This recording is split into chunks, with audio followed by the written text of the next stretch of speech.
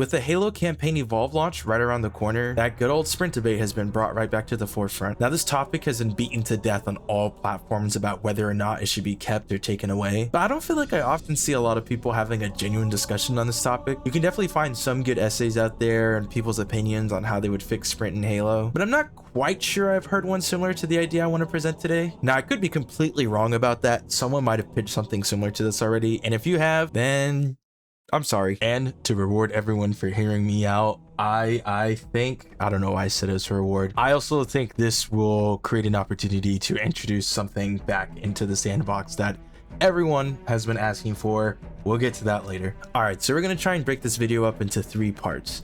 How sprinting should work in canon, how sprinting should work in game, and what challenges can come with these ideas. I'm not blind to the fact that although I think this is a solid system, gaming is way more complex than I could ever imagine. It may not be as simple as the average person thinks. I'm not a fan of when people say, oh, you control the buttons you press, bro. You control the buttons you press. I don't really think opinions like that should be taken seriously because to me, it shows a fundamental lack of how games are made. You can't just implement a feature into a game and then expect people not to use it. The entire game is partly designed with that feature in mind, so it doesn't really make sense to say that. So instead of reiterating the same talking points as many videos I've brought up before, I hope to discuss a potential solution. This might sound crazy, but the idea is to try and satisfy everyone to a certain degree, but the truth of the matter is everyone won't be 100% satisfied. I just feel like at this point, it doesn't really help to push either side of the spectrum out at this point. I truly believe that Halo has room for both, so let's just get right into it. So to start off, I want to talk about how Halo Studios could possibly build off the existing canon to build a new precedent, I could not say that, for how Halo games will be going forward. Especially now that we have remakes on the table, I see this as a golden opportunity for them to at least try and give both sides what they want and, you know, create a natural evolution of playstyles leading all the way up to what we have in Infinite. And technically they're already doing that with the skulls, but I more so mean from a fundamental level, like naturally ingrained to the playstyle. You'll see what I mean as I explain. Now to my lore keepers, disclaimer, I'm sorry, I'm going to butcher what already exists in the canon, and I'm not even going to butcher it in a good way, so please don't come at me with pitchforks. Trust me, I hate that I'm doing this. It's not like, oh, I don't care. It's just, I don't know. It's just, how do you fit this? How do you make this work? It's going to involve retcons, and it's really not going to work in the current canon, but if you're just willing to hear me out, I would appreciate it. So let's start with Halo Reach. Now, at this point in time, we all know the Spartans were designed to fight human insurrectionist groups. They weren't these alien fighting super soldiers, at least not yet. They were still pretty early in the Spartan program. And Reach follows Noble Team, who are all Spartan 3s except for George. Now, looking outside the story for a second, this was the first game where Bungie introduced Sprint along with augmented abilities. And from watching Reach vidocs, they mentioned that this was a focus when making Reach. They mentioned that a lot of modern military shooters were very modular at the time, and so they wanted to implement something similar into Halo. And you can tell they did it in a way that would make sense in Reach, but also in Halo as a whole. And you can definitely see that because this game has the ugliest AR known to man, but it makes sense because it's a bunch of modular parts put together on one rifle, so that's why it looks the way it does. And we also can see that with the abilities: sprint, jump pack, invis, this horrid thing. So although the use of sprint is in this game, without those augments, it's still pretty much a classic Halo game. Now again, because of those abilities, the map design and layouts are worked to fit with those abilities in mind, but due to their limited use, it's not as drastic. The cool thing is some maps are completely developed with the idea that you're using these abilities the whole time, but overall, the main maps are going to play like a Halo game that you'd expect. It still fits in the overall gameplay loop.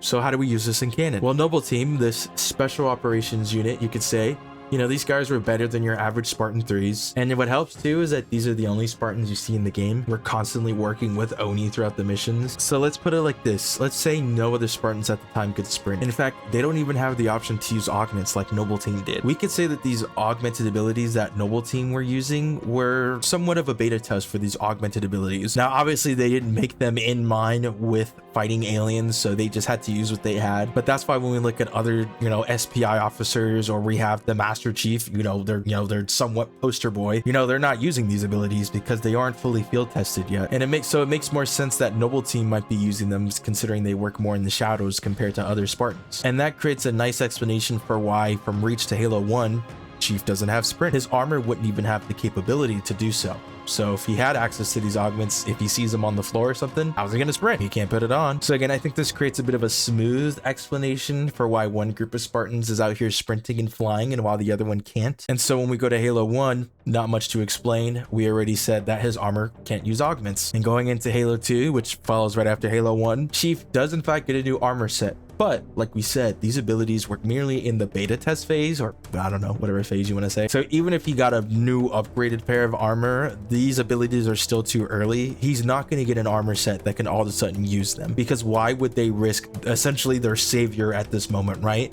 They're just going to give him a better pair of armor than he has now. And that is what he gets. It's slimmer, quicker, jumps higher, better shield, better health system, still no abilities to augment. But, we could kind of look at this as peak classic Halo Spartan, and knowing that the armor he's wearing in Halo 2 is what he's wearing in Halo 3, and these 4 games happen back to back to back, game-wise at least, all we really needed to do was lay the groundwork in Reach for why these other games don't have sprint. Making sense? Making sense so far? This is obviously kind of just speedrunning through information. I know this probably contradicts a lot of existing lore, and I do apologize for that. I'm not going to pretend like I'm the most knowledge Halo fan out there. I know what we have in the games, but I do not read the books. I try to learn, but admittedly, I don't know as much as I should. And I apologize for that. But fast forwarding on to Halo 4, Chief is in cryo sleep. And most people will agree that Chief waking up in a new set of armor and the explanation for it is pretty buns. So if we ever saw a Halo 4 remake, personally, I say don't put him in new armor. Keep him in the Halo 3 armor. But highlight within the first few missions that due to the lack of maintenance in the years that passed, Chief needs a new armor set at this point. What he's wearing is beyond capacity. He just won a whole war wearing it. And it's kind of, keeps the momentum going from Halo 1 and Halo 2. So Chief and Cortana get back in touch with the UNSC. He gets picked up. Then what do we see? The Spartan 4s. The next generation of Spartans, and they're not built like the old ones. These Spartans are adult volunteers. They're not as physically augmented as Spartan 3s, and especially not as much as Spartan 2s. And with that being said, let's circle back to Reach for a second.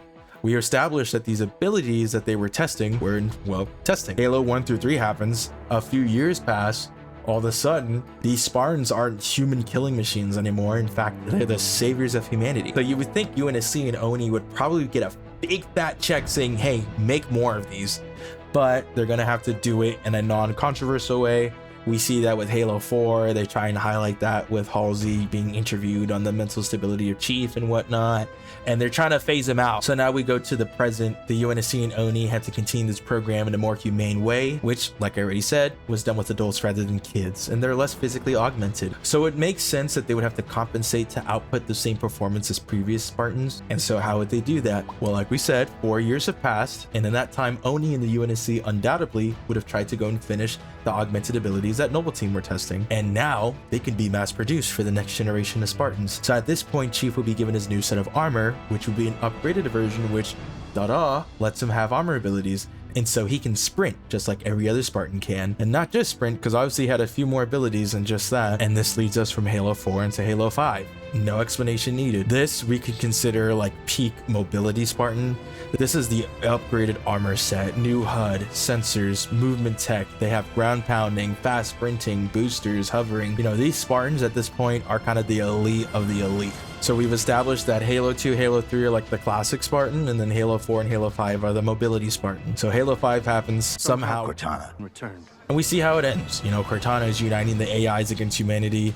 And thanks to Infinite, we know she was out here killing Spartans. I don't remember if they brought that up in Halo 5. I forgot. They actually probably did. That was probably in the campaign, now that I think about it. But now we have this super powerful AI that's controlling the Guardians, and she's getting AIs to move on her side. We're losing Spartans one by one. And now all of a sudden we got the Banished. Now, to be fair, at this point, though, the Banished are kind of still in hiding, but still, they're starting to come out the shadows. And then after a certain time, the UNSC is losing. Humanity is losing. So with all this loss, all this death, this would undoubtedly lead to a loss of resources and equipment. And if the people know that Cortana is targeting these Spartans, who's going to volunteer to keep fighting? So what does this mean overall? Well, metaphorically, we can say that the UNSC just went from 10,000 Spartans to 100 Spartans. The UNSC and ONI would see these threats, see these numbers, and decide if we're going to stay in the fight, we need to make some changes quickly. So pre-Banished Invasion and Infinite, ONI would introduce the Mark 6 Gen 3.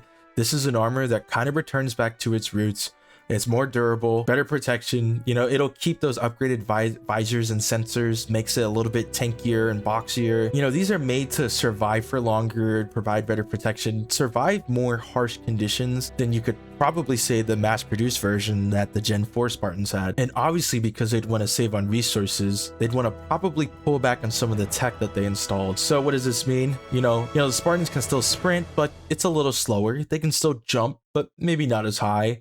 But things like the hovering, the ground pounding, the shoulder charging, that is gone. They don't get those same boosters like they had before. It's too expensive. They need to maximize on protection and longevity without expending too much resources on each set of armor. But obviously, considering how these abilities would have made the Spartans very good at their job, they still want to give some way for the Spartans to access these abilities. And so again, looking back at these roots, they'd bring back these augmented abilities.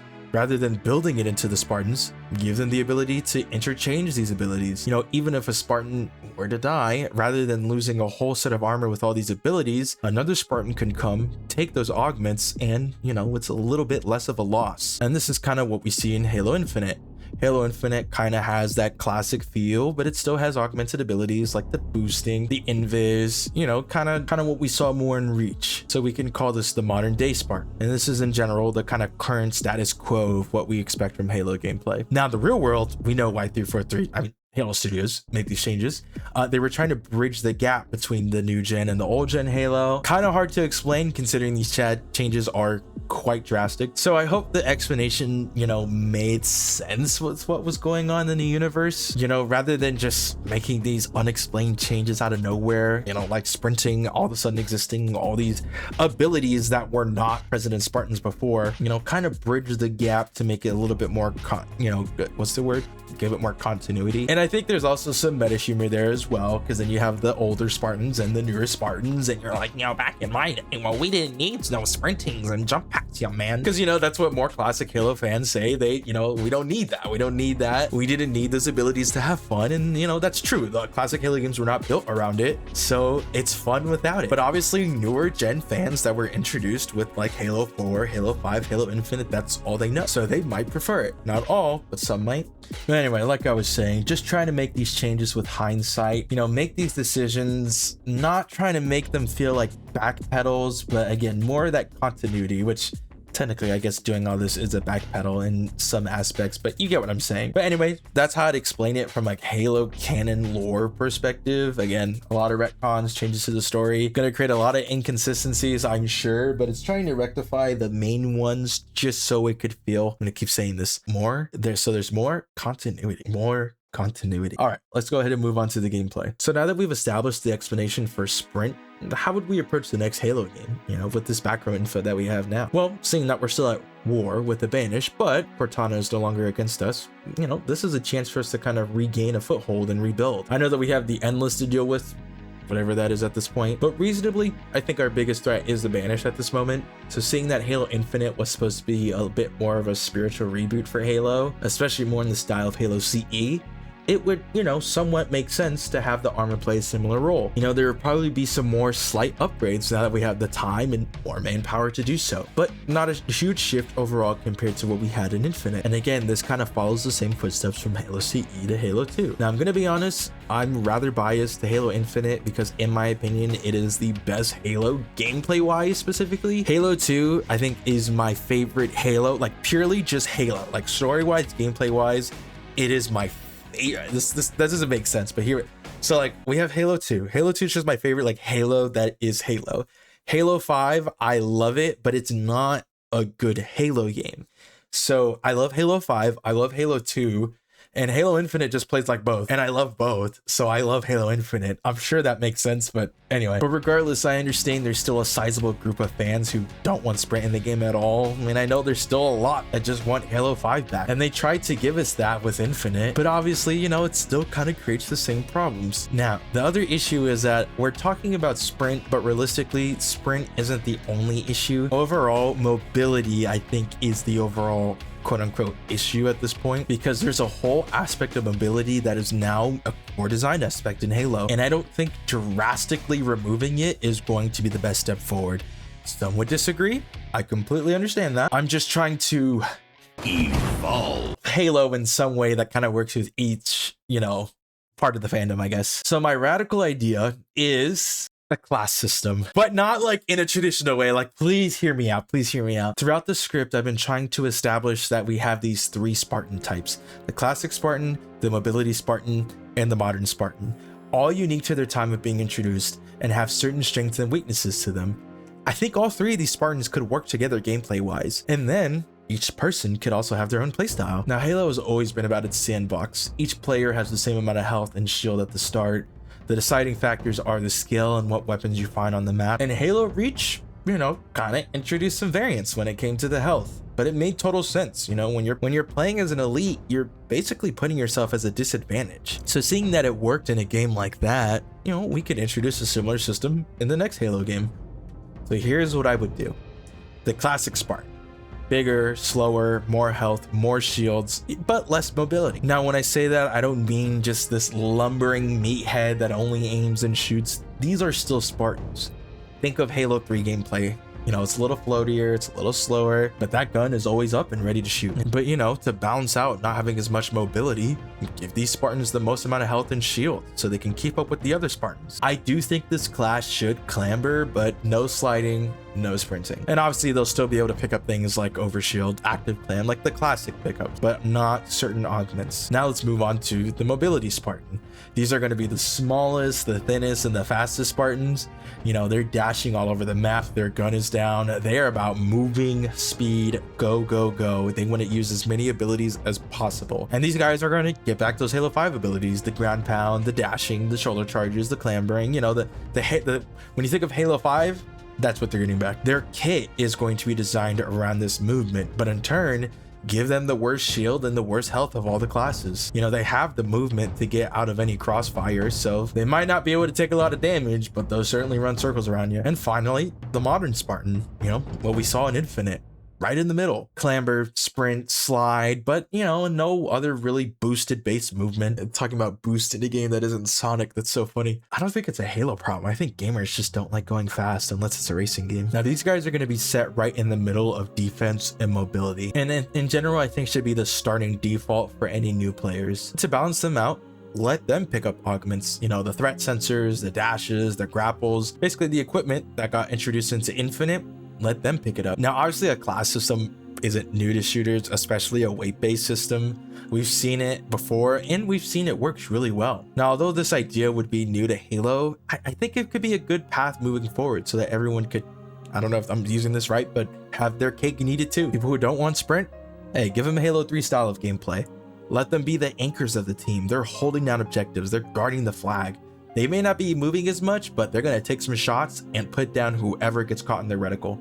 Let the Halo 5 players boost all over the map if they want. You know, they're not going to have the same health, but that movement that they were missing, that's going to be crucial for capture the flag, oddball, those kind of movement-based objectives, even in like big maps especially. Oh, they're going to be super useful. And then we have the Infinite players, which are kind of a little bit of both, but they can do things like gathering intel, getting the flag from a distance with the grapple, getting to different vantage points that maybe the other players can't, kind of getting the best of the both worlds without a real compromise. And this is, I think, the best part of this idea, and it's the thing that I mentioned in the beginning of the video. I think if we bring back size and weight variants, we bring back elites. It's the perfect opportunity to do so. That way, you know, we'll have heavy, medium, and light Spartans. Also give us one elite class. You know, obviously it'll take a little bit from each class.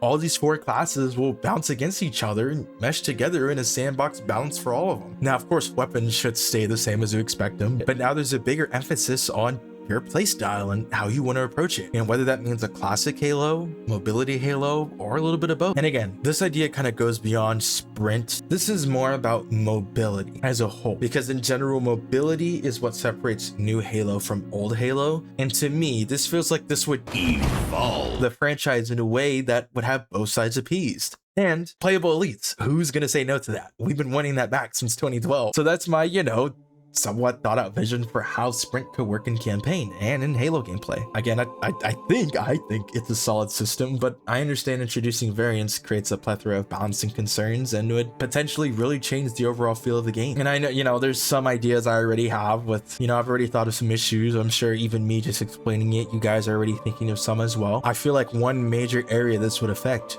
is map design. When you have 4 different types of players in the map, and especially with different mobility options, you have to design a map that lets each player, you know, somewhat take advantage of it. But this can create a potential unfairness if not everyone has the same access to the same routes as another player does. Let's say if you have routes that maybe players with better mobility can reach, how can someone with less mobility compare? And I mean, Halo Studios trying to be uber competitive swore off elites because of the size difference, and that, you know, does create an unfair advantage. So you have to design maps around that, and you have to make the armor fit. You have to design all these different models, and then you have to ask, well, is there going to be a loadout system so people can choose what Spartans they want on the fly? And it just creates all these different questions and potential problems, but I'm not being paid to figure that out. So, but Halo Studios, hire me. I'll start thinking of some ways. I'm so serious. Or just hire me to be a little gremlin in the corner. I'll just sit there and watch. That's all I need. I'll even bring donuts every now and then. Dunkin'. I like Dunkin'. I do want to say, I think one way I would balance it, just spitballing ideas here, is if you're going to play a competitive mode, I would probably only limit it to I'd probably do infinite Spartans, just so that it makes competitive balancing a whole lot easier. But when you're doing casual game modes, you don't need to do super balanced stuff. Just let people choose what they want. But anyways, that's my long-winded but also probably not nearly thought out way to have sprint work in Halo. I wasn't sure exactly how to wrap this video up, so I guess I'll leave off by saying, if you guys have any suggestions, drop it down in the comments. Or if you disagree and think I should suck on some methane gas, you can put that there as well. And if you have nothing to comment, well, like and sub is always appreciated. But yeah, guys, that's it for me. Until next time.